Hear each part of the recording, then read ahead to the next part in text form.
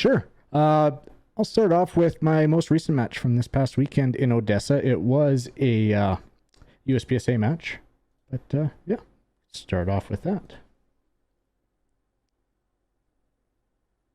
And are we there yet? No.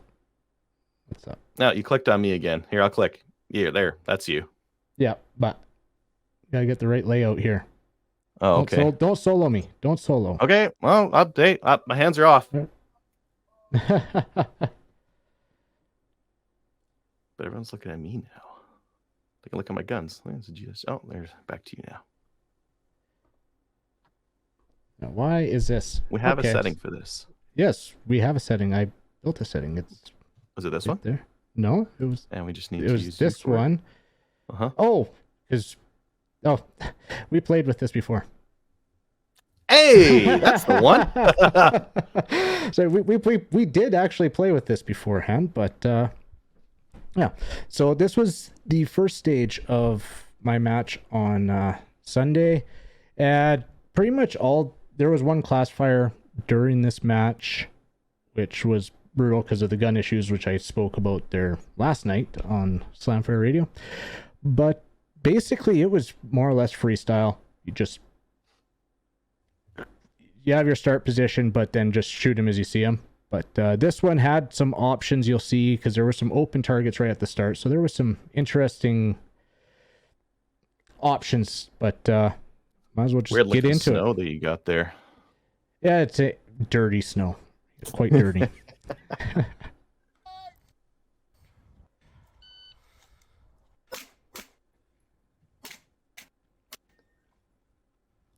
That's your transition between those papers and that steel looked minty. Yeah. So right off the bat, my transition from the right side to the left, did you see that stutter in there? Yeah. I just did not swing far enough like that. That was such a wide transition, and this was my reshoot because the shot timer messed up. And so yeah, I did that in the first run, and I gotta remember that, and went to the second run, and no, it still did that. So I'll just back it up. Yeah. But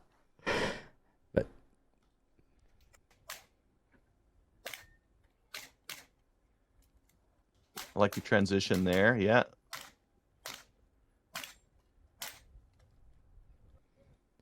Okay. Yeah. Yeah. So yeah, I like that center section coming into that. I like that I was able to do that on the move, and then just basically post up for that popper.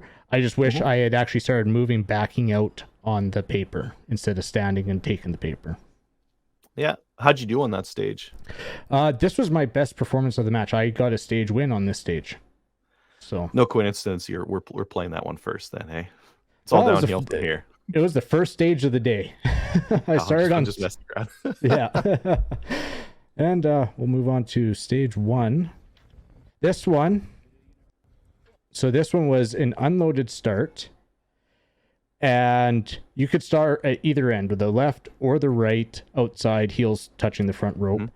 And the paper was 3 rounds per. Oh. Yeah. And this looks like, the way that they have those barrels set up, this looks like something where you have to really memorize your like where you need to stop so that you see all the targets. Yeah. Yeah. Yeah. So I think I had it set up where I was like a paper, steel, 2 paper, 2 steel. Then you'll see going across, I did a paper, and then there was like 2 paper, 1 steel, and just tried breaking it down like that instead of, okay, I'm just going to take a whole bunch from one position. But yeah. But this one I actually started getting some gun issues on, I believe. Cool. We'll see how your remedials are.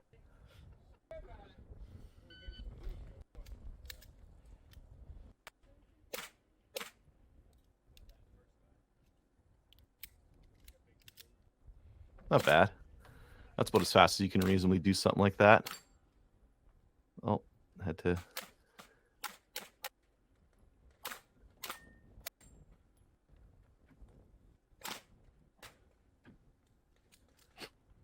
It took you a while to acquire that tuxedo target. Yeah, it did. There. Yeah. Oh yeah, 3. Yeah.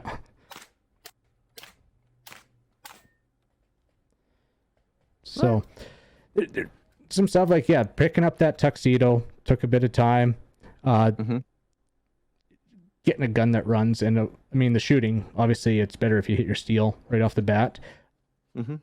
But yeah, like, I mean, if you got a stage that you got a lot of malfunctions on, I think I pulled a couple mics on this too, just trying to rush through. And I bet you actually that the middle tuxedo that it took me some time, I bet you that's where they came from. Yeah, I bet. Next up is the classifier, which is where I dug into my hand, beating that slide forward. Kyle, they're short enough. Why don't you play that last one just one more time for us? Because we're like stopping and starting as we go through, and we should probably actually, it's not my idea, it's Richard's idea. He's like, can you replay that? Yeah. Okay. Yeah, that makes sense. Start to finish.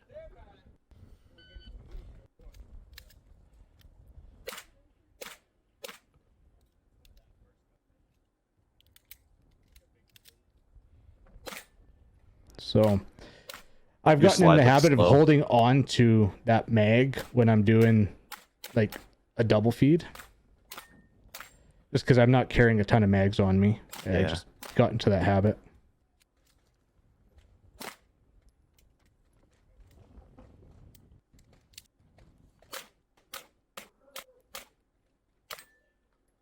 Your slide looks slow. Well, see, and this is still the 9-pound spring. Yeah. I can see its movement too much. Yeah. Well, we'll see how it goes on stage 3. Actually, I think I changed it out for stage 3, but okay. So this is stage 2. This was the classifier. This one was engaged 2 targets with 4 rounds each. Mandatory reload, engage the other 2 targets with 4 rounds each. Rich says, you're stuttering on your feet and not committing to the push off when transitioning. Could you push off more aggressively? Actually, you know what? You're probably, I can see that. And I know, thank you, Richard. I've mentioned that before, where I do need to be more aggressive on my feet. And I've been stuttering a lot in matches where in my mind, it hasn't fully ingrained, like, okay, I've done that. And it's like trying to remember what I'm doing to confirming whether I did something right. But, yeah. We won't see it on this next stage, but maybe on the stage after this, we'll see how fast your feet are moving.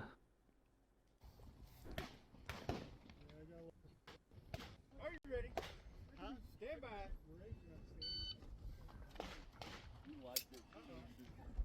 Oh, so that one, that's that extended mag release and picking it up off the table.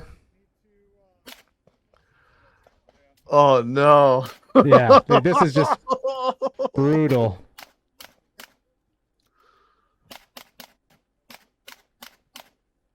Oh, that part went well, but I can't imagine that was a very good score on that stage. Oh no. Not dealing with. Would you have 3-4 stoppages there plus a mag drop? Oh yeah. And I was trying to be careful with that too, because where the pistol's resting, you pick it up. I have that extended it's probably resting right on the mag release. And so you just tap that table, and just tapping it was enough that you pick it up, and there goes your mag. Okay, well. And after this one, I did mag change and recoil spring change. So gun ran. And the wind was really messing with that drop turner. Oh yeah, it's really windy there.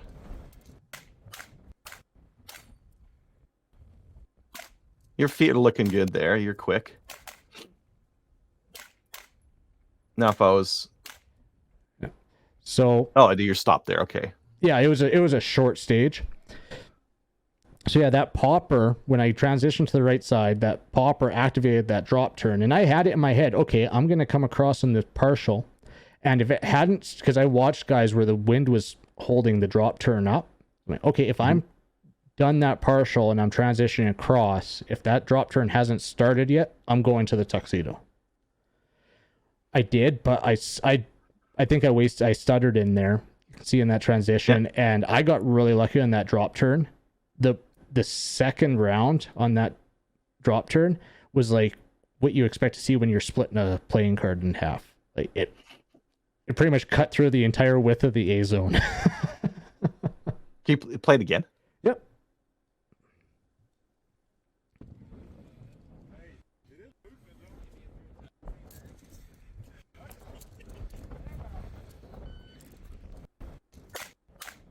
Yeah, he got into positions lightning quick there. Had the gun up nice and quick. Yeah, see, I stopped with my gun on the drop turn. Oh, it hasn't started turning. Now I'll go. Yeah. Instead of leading with my eyes. And okay, yeah. So, a couple things on there could have done, but yeah, just a giant stride out the gate to get into that first position. Yeah, it looked well practiced. It looked nice and quick. You had the gun up and you're shooting in like a second. And then this is actually the stage I thought I had done the best at it. I had the best flow in my mind. Mm-hmm. So it was an unloaded start. I got the KT tape on my hand from hammering my slide.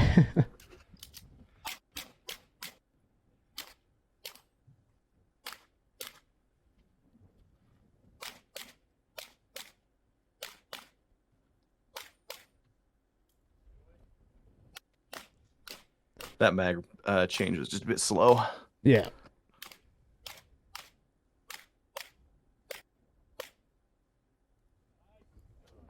I wish we had bigger mags in Canada. Yeah. One mag change. That's all you got to do for this whole damn thing. Yeah. Yeah. So I don't like prematurely changing mags. So I have a tendency to basically like, okay, moving into my last position, I'll do my mag change. Because like, okay, this stage, I'm going to have to change my mag. This is one of the stages where I'm going to have to change mags. So was that the best place to change my mag? Probably not. Because looking at it now, I'm right up against... You're right. The target's right up in front of you. You could just be wailing away at it. 2 strides to get into that next position.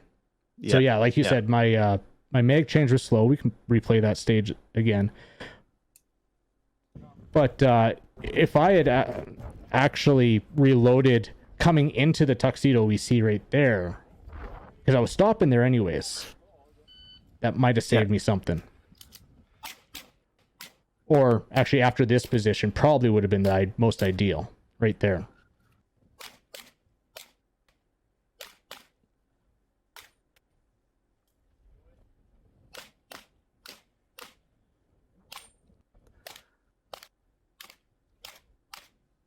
The rest looks good, though. Yeah.